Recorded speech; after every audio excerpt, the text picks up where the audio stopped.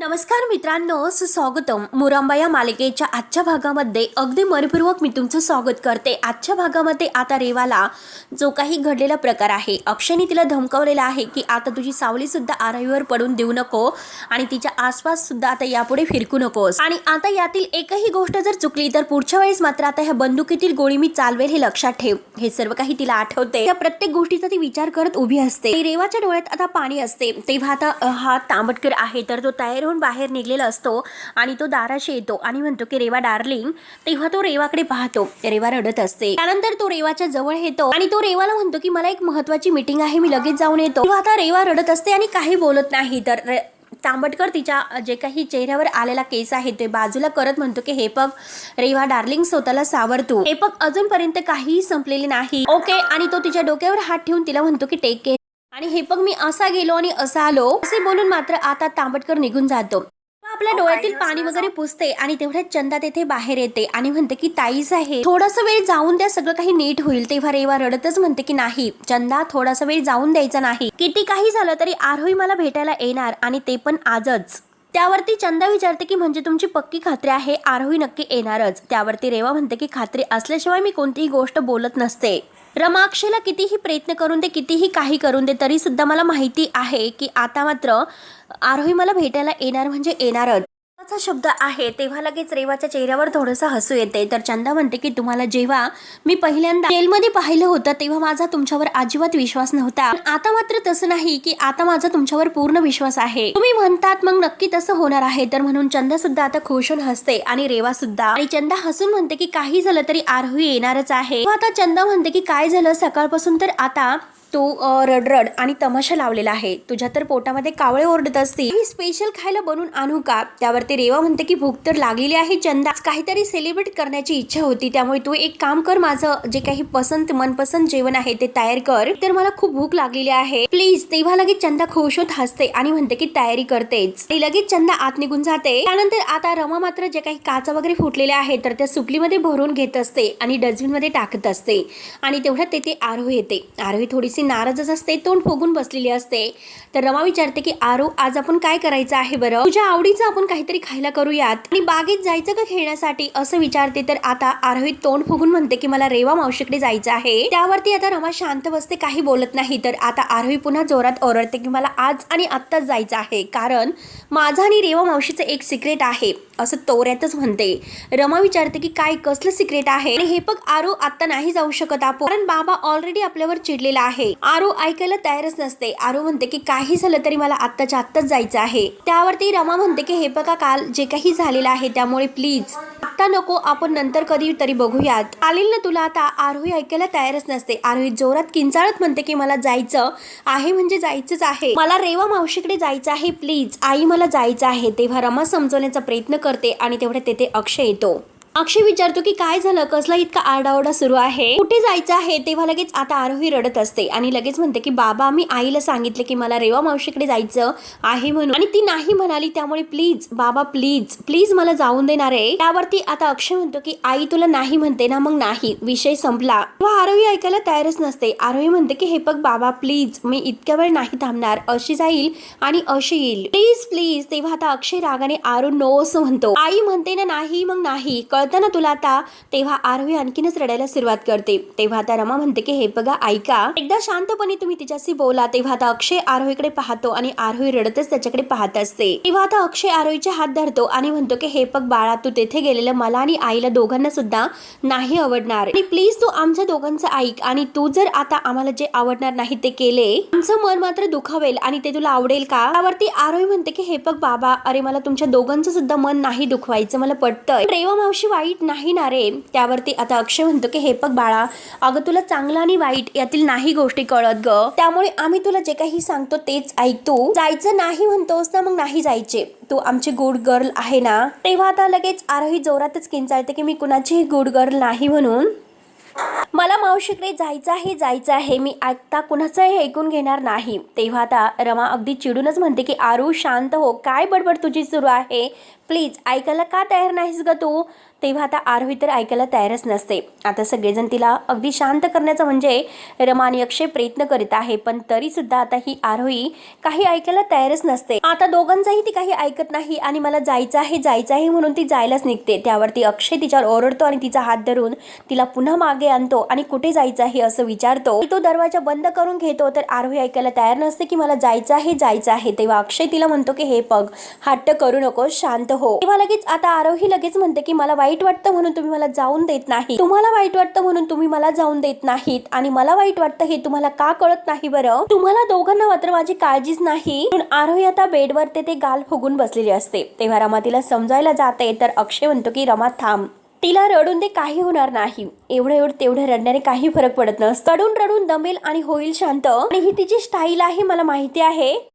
तिला नक्की रिअलाइज होईल की आपण तिला काय सांगतो, काय समजावतो, तिला सत्य समजेल आणि ती ऐकेल. तेव्हा रमा म्हणते की तरी सुद्धा मला. तेव्हा आता अक्षय रमाला म्हणतो की शांत राहा ना, 7 वर्ष मी तिला सांभाळलेलं आहे, मला माहिती आहे की ती काय अगदी नाटकं करायला एक नंबर आहे. रडेल आणि ती शांत होईल, तिच्या सवयी मला कळतात. तेव्हा आता रमा आरोहीकडे पाहत असते आणि तिचा ती जीव मात्र तुटत असतो, आरोही रडत आहे म्हणून. त्यानंतर आता इकडे चंदाने मात्र आता जेवण बनवलेलं आहे, भात वरण वगैरे काहीतरी, आणि एका थाळ्यात आणलेलं असतं आपल्या पदराखाली झाकून, आणि रेवाने पांढरी साडी वगैरे नेसलेली असते, जसा जेलमध्ये असताना तिचा लुक होता अगदी तशीच ऍक्टिंग त्यांनी आत्ता केलेली आहे. रेवा आता तेथे अगदी डोकं झाकून बसलेली आहे आणि चंदा येते आणि ते ताट लोटून देते, म्हणते की अरे कशासाठी जीवाचे इतके हाल करतेस, एवढे चांगले दिवस आले, एवढी श्रीमंती आहे पण नाही, तुला आठवड्यातून एकदा तरी हात जेलच्या ताटामध्ये तर जेवायचंच असतं.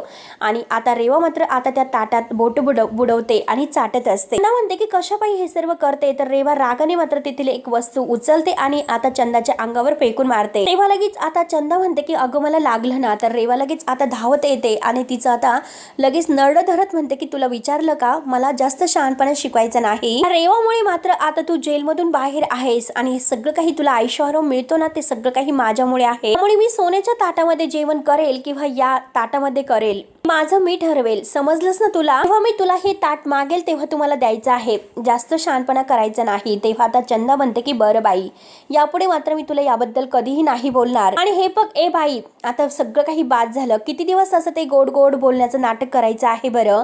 म्हणजे आता हा चंदा आणि रेवाचा एक खेळलेला डाव असतो, चंदा सुद्धा रेवाला सामील असते. आणि हे बघ तुला तर एवढंच करायचं होतं की हा सगळा डोलारा तू का उभा केला, आणि काय ग तू विसरलीस का त्या रमा अक्षयचं तुला सूड घ्यायचं आहे म्हणून, आणि काय ग डोक्याला हात वगैरे लावते असते आणि म्हणते की तू त्यांना माफ केलं की काय. आणि जोराने मात्र आता ही रेवा आणि चंदा हसायला सुरुवात करतात, अगदी वेड्यासारखे हसत असतात. हसता रेवा आता चंदावर जोरात गप असं ओरडते, म्हणते की माफ करण्याचा तर प्रश्न येतच नाही आणि मी त्यांना माफ करेल नाहीच. मला कायम खेळायला आवडतं आणि मी खेळणार म्हणजे खेळणारच. त्यांचं आयुष्य संपण्यासाठी मला एक असा मिनिट सुद्धा लागणार नाही. एका मिनिटात मी असं चुटकी वाजवत त्यांचं आयुष्य संपून टाकू शकते, पण मी तसं करणार नाही. मला खेळायचं आहे, मी त्यांना आतून मारायला सुरुवात करणार आहे. तर शेवटी त्यांचा विश्वास संपादन करायचा आहे, जिंकायचं आहे, आणि शेवटी त्यानंतर मात्र जिंकण्यात जी काही मजा असते. मग तू सांग की माझं नाव काय आहे. रेवा असे म्हणत ती चंदाला आता ढकलून देते. चंदा खाली पडणार तोच लगेच स्वतःला सावरते. दोघेही पुन्हा आता जोरजोराने हसायला सुरुवात करतात. जो काही आता डाळ भात चंदाने बनवलेला आहे, आता त्या जेलमधील अगदी ताटासारखा अगदी लगेच असा हाताने कालवा करून मात्र जोरजोराने खात असते, अगदी एका पिसळलेल्या कुत्र्यासारखं. आणि चंदा मात्र तिच्याकडे बघत असते.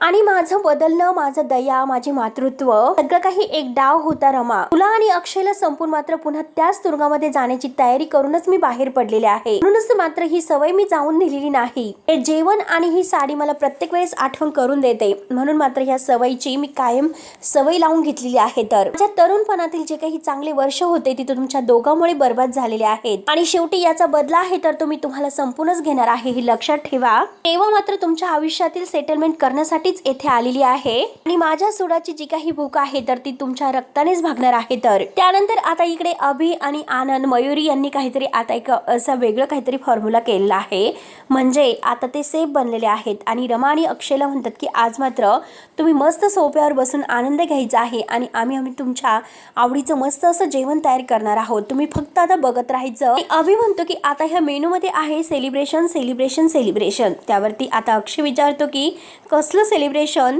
तेव्हा आता आनंद म्हणतो की सकाळी जे काही घडलेलं आहे त्याला एक वाईट स्वप्न म्हणून आपण सगळेजण विसरून जाऊयात तर. आणि विसरण्यासाठी मात्र काहीतरी गोड हवं आहे की नाही. दुसरी आनंदाची गोष्ट म्हणजे अक्षयने ज्या पद्धतीने मात्र आता रेवाला सोडवलेलं आहे, तिला जे काही झापलेलं आहे तिला सुनावलेलं आहे, त्यामुळे मला नाही वाटत की ती आपल्या घराकडे ढुंकून बघेल म्हणून त्याचा सगळ्यांना आनंद झालेला असतो. अभि म्हणतो की अरे दादा हे बघ आता तो विषय नको, कारण आता आपल्याला हॅपी राहायचं आहे. त्यावरती मयुरी म्हणते की हो एकदम करेक्ट. आणि आनंद म्हणतो की सॉरी आता ह्या विजयाचा आनंद तर झालाच पाहिजे, म्हणून लगेच आता तो अक्षयला मात्र आता सोप्यावर बसवतात आणि एक दोन ओव्हर करत आनंद आता त्यांच्यासाठी मस्त ताट घेऊन येतो. आता अक्षय म्हणतो की हे काय आहे, तर आनंद म्हणतो की माझ्या माहितीप्रमाणे अरे अक्षय याला केक बोलतात आणि हे बघ आता मी मस्त अगदी माझ्या हाताने बनवलेला आहे, त्यामुळे प्लीज मला काहीतरी आता अगदी नाव ठेवण्याचा प्रयत्न करू नका, जे काही आहे ते मस्त आता खाऊन टाका. तेव्हा लगेच आता मयुरी म्हणते की हो प्लीज प्रेझेंटेशन मात्र बघू नका, भावना बघा, भावना खूप महत्त्वाच्या असतात आणि हे सगळं आम्ही खूप प्रेमाने बनवलेलं आहे. त्यावरती आता अभि म्हणतो की हो तो तर दिसतोय अगदी छान, पण तो ऍक्च्युली झाला कसा आहे हे तर खाऊनच सांगावं लागेल. अभि म्हणतो की हे बघा मान्य आहे की आम्ही तुझ्यासारखे ग्रेट असे सेफ नाही, तुझ्यासारखं इतकं परफेक्ट आम्हाला जमेल किंवा नाही हे सांगता येत नाही, पण आम्ही खूप प्रेमाने बनवलेला आहे हा आणि खावा तर लागेलच. तेव्हा आता आनंद म्हणतो की काय रे एकमेकांच्या तोंडाकडे का बघत बसला आहात. रमा आणि अक्षय एकमेकांकडे पाहत असतात.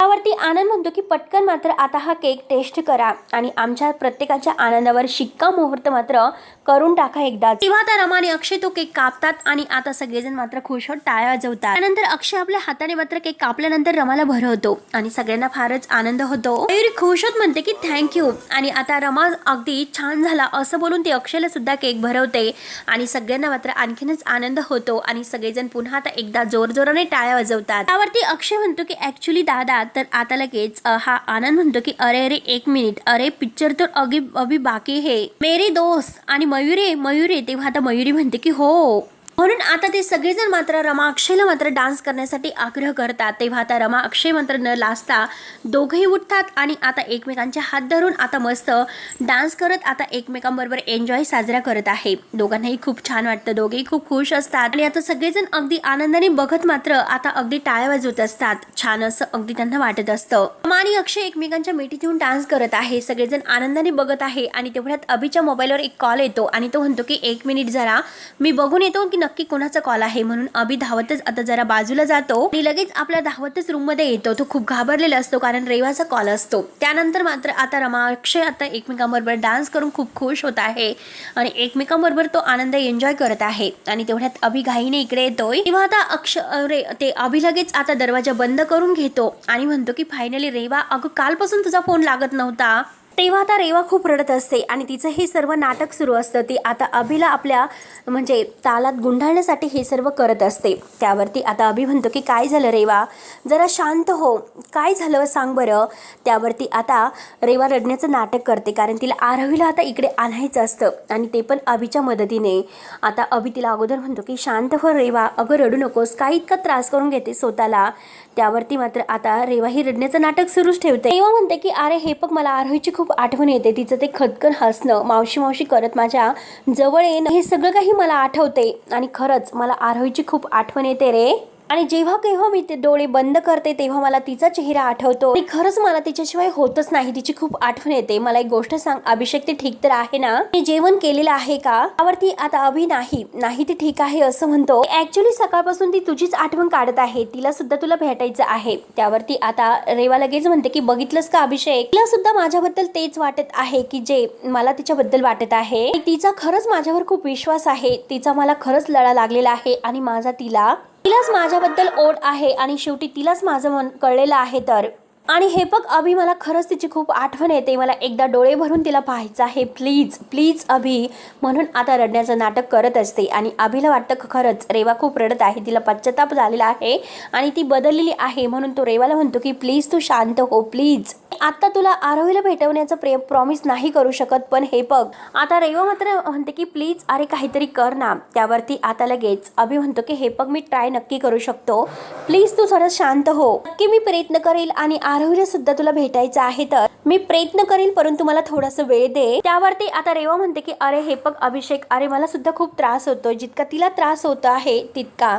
आणि हे बघ आता मी प्रॉमिस केलेलं आहे की मी तिच्यापासून लांब राहीन, म्हणून मी अक्षयला असं प्रॉमिस केलेलं आहे. त्यामुळे प्लीज मला आता हे प्रॉमिस पूर्ण नाही होणार असं वाटतं, कारण माझ्याच्याने हे सर्व नाही पूर्ण होत. प्लीज अरे अभिषेक, मी माझी काळजी घेईल, पण माझी आरोही फुलासारखी आहे, प्लीज तू तिला जप.